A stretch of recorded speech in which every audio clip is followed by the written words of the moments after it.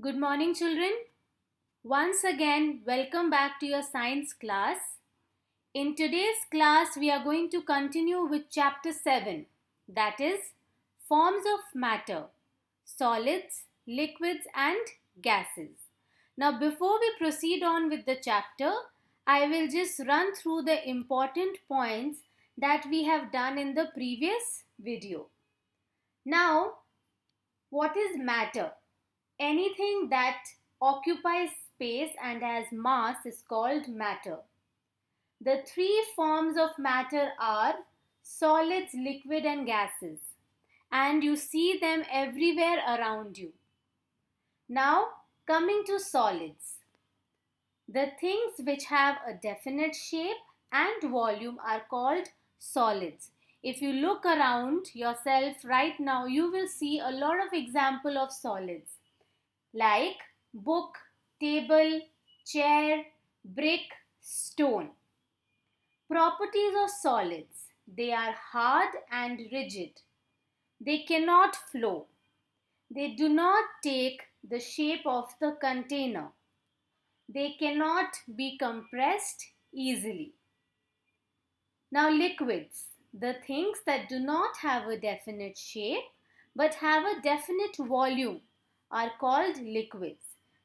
For example, they will take the shape of the container you put them in, like water, milk, oil, juice. It can be anything.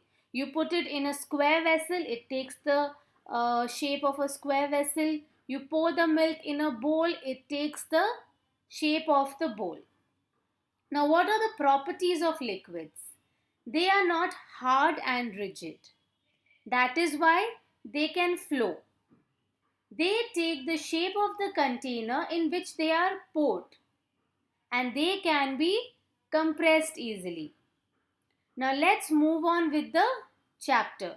Now we are going to discuss two activities in this chapter. First, let's discuss activity 1. Activity 1. Now what is the aim of this activity? To show that liquid does not have definite shape, but it takes the shape of the container. Now we are going to have 3 containers of different sizes and shapes. A glass of water. Now the procedure is you pour a glass of water into the first container. Transfer the amount of water in the second container. Again, transfer the same amount of water from the second to the third container. Observe if the level of water and the shape of water in all the containers are same. Yes, it is the same. If you pour from one container to the other and from the second one to the third, the volume remains the same. So we observe that the level of water is different in each container due to its different shapes and sizes. But when we see the level of water, for example, if the 3 containers are, one is a glass and the other 2 are bowls. The second one is a bigger bowl and the third one is a smaller bowl. So the levels will vary. The water takes the shape of the container in which it is poured, but it takes the shape in which it is poured. Each container contains same amount of water, that is a glass of water. So conclusion is, a liquid takes the shape of the container in which it is poured. The level might be different, but the volume remains the same. Okay, now let's move on to activity 2. The aim of this activity is to show that liquids flow. And what are the materials required? An empty glass tumbler, a glass tumbler that is filled with water. Then you need a thin and a soft plastic pipe. Along with that, a wooden block or pile of books. Now let's move on to the procedure. Now we place a glass tumbler filled with water on wooden block or pile of books, and you put one end of the pipe into the glass tumbler that is filled with water. Now what we are going to do is you suck the other end of the pipe to remove air and put it into the empty glass tumbler. Now you observe what's going to happen. So what happens? Water flows into the empty bowl. Thus, we can conclude that liquid flows. So how is that happening? You have a glass tumbler and then you have the empty tumbler. You place the glass tumbler that is filled with water, so you keep that on top of a pile of books or a wooden block. Put one end of the pipe into the glass tumbler filled with water. So there's a pipe, you've put it in one end. You suck the other end of the pipe and you remove whatever air is there, and then you put it back into the glass tumbler. So water starts flowing. Thus, we conclude that liquids flow. Now children, you can try to do activity 1 and 2 both at home with parental guidance and support, and you can actually see what's happening in front of your eyes. It will be a good experience for you. Okay, so we have done what are solids, what are liquids. Now we are going to discuss about gases. Now you can also look at the image that I have put in the slide for a better understanding.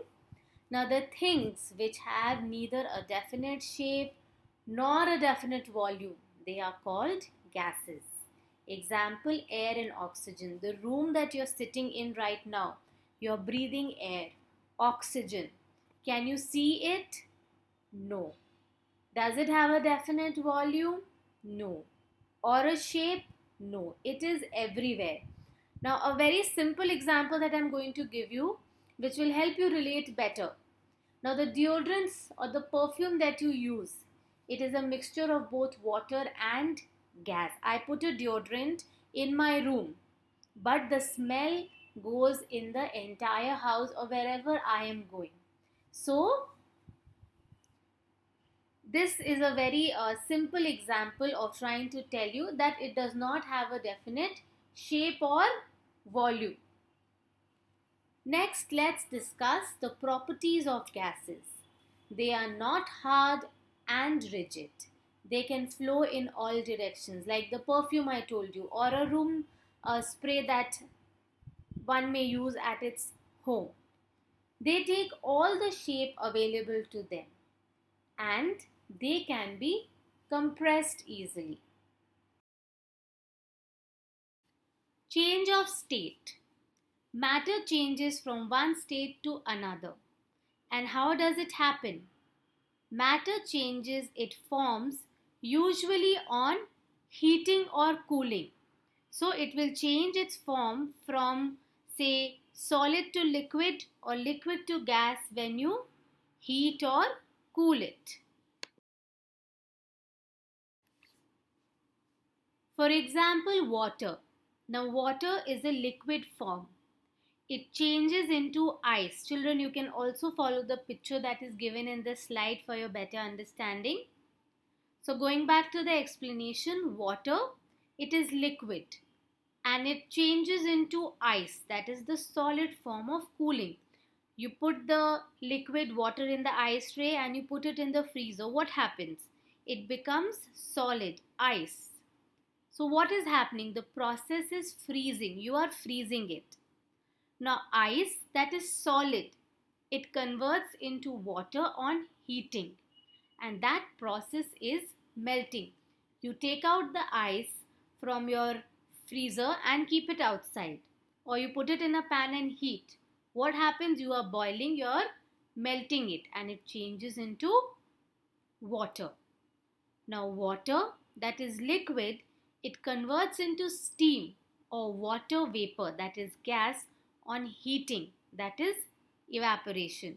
So you've put the pan on the gas and you're heating, and when you heat a lot, what happens? It is the gas it evaporates. So, did you understand that how steam converts into water, that is liquid, on cooling? That is called condensation. So, moving on to the next topic, uses of matter. Now, all the living and non-living things that are around us are made up of matter. Now, in the classroom only that you would be sitting, that I have given the example to you earlier also. Matter is anything that has mass and it occupies space. For example, plants, animal, car, book, table, duster, air, rocks. These are all made up of what? Matter. Yes. Now, as you can see, I have put up pictures as well so that you can relate better. Now, we use different forms of matter in our daily life. So, in our day-to-day life, we are also using matter. We use matter like air to breathe.